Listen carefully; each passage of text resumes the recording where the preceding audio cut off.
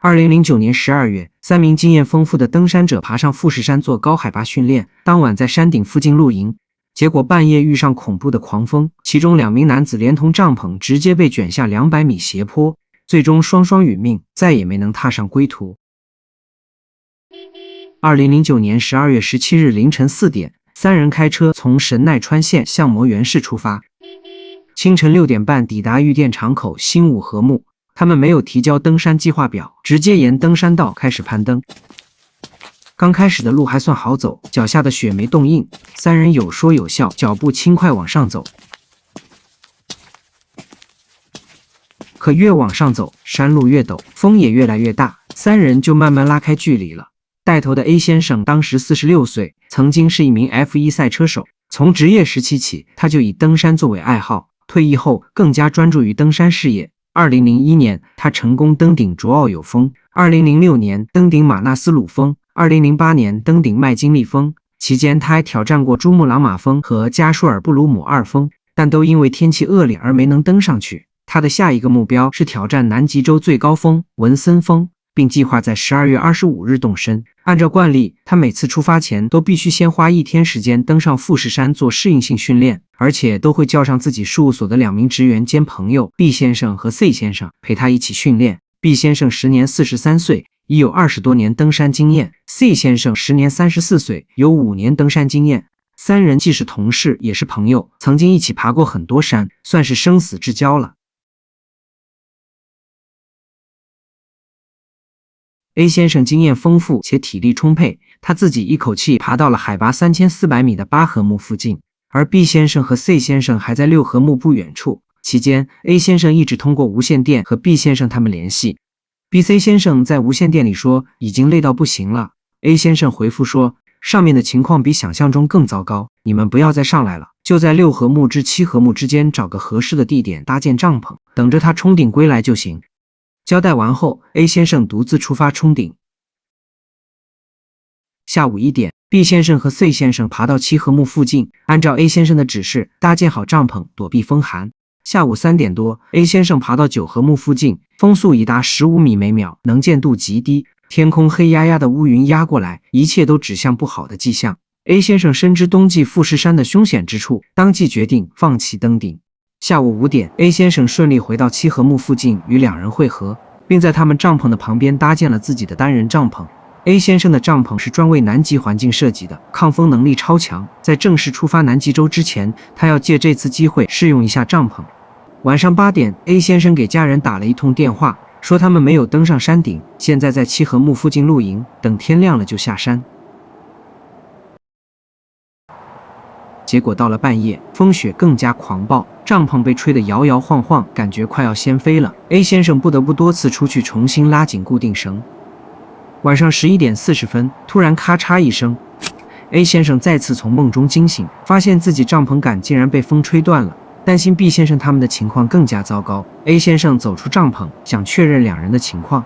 结果惊恐地发现那顶双人帐篷竟然消失不见了。 A 先生吓得惊慌失措，马上在附近到处找。在暴风雪的夜晚里，能见度极低， A 先生打着手电也依然伸手不见五指。凌晨0点42分， A 先生打电话回事务所，简单商量后决定马上报警。随即事务所向玉电厂警察署报案。 A 先生四处找了1个多小时，才终于在原帐篷位置下方200米的斜坡上发现了坍塌的帐篷。可能大家会觉得很不可思议，又不是台风天，怎么会有这么大的风，居然能把2个大男人连人带帐篷一起吹下去？但在富士山上，这确实是有可能发生的。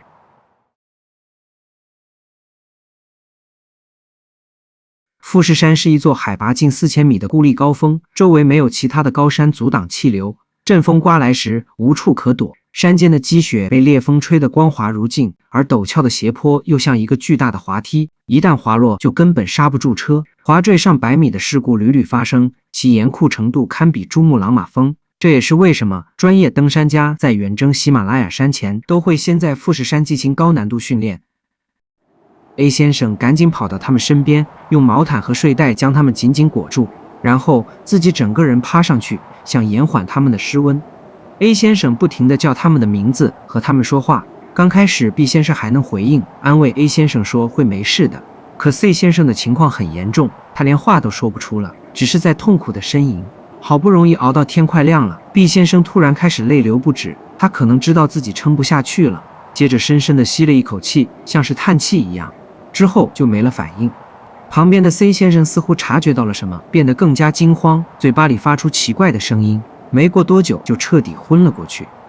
早晨7点30分 ，B 先生似乎彻底没了气息 ，C 先生还保持着微弱的呼吸。A 先生直接联系了玉电厂警察署，说其中一人好像不行了，另一个也快撑不住了，请求救援队尽快上山救人。挂掉电话后，他越等越焦灼，天气这么差，救援队能快速精准找到这来吗？万一找不到，他自己也会陷入更大的危险。纠结到上午11点左右 ，A 先生终于下定决心独自下山，然后独自往下走。而另一边，玉电厂警署接到报案后，马上展开搜索。7名救援队员从玉电厂口新五合目出发，直升机也在上空同步搜索。但由于肆虐的狂风和大雪，搜索工作进展缓慢。上午11点半，救援队再次接到 A 先生的来电，说他已经下至六合目附近，预计再走1小时左右就能到达山间小屋。于是救援队往六合目方向赶去。中午12点20分左右，在海拔约2200米的六合目附近，救援队找到了 A 先生。还好，此时的 A 先生意识清醒，能自主行走，没有生命危险。下午1点03分，在救援队的护送下 ，A 先生平安回到玉电厂五合目。下山后 ，A 先生马上前往玉电厂警察署接受了讯问。下午2点，由于天气恶劣，警方暂停了搜救行动，搜救队撤回山脚下，计划于明天早上6点恢复搜救。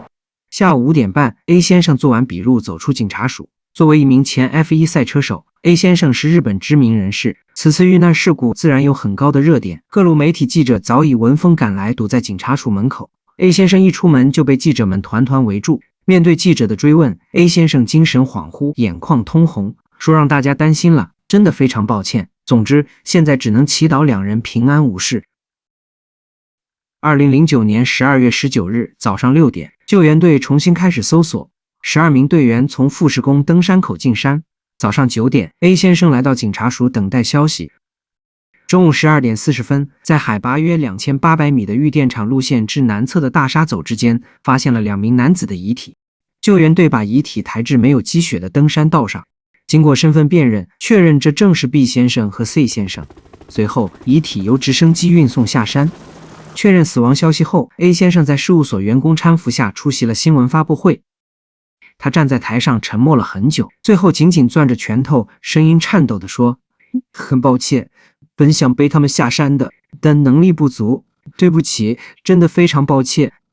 新闻发布会进行5分钟后 ，A 先生在员工搀扶下离开会场。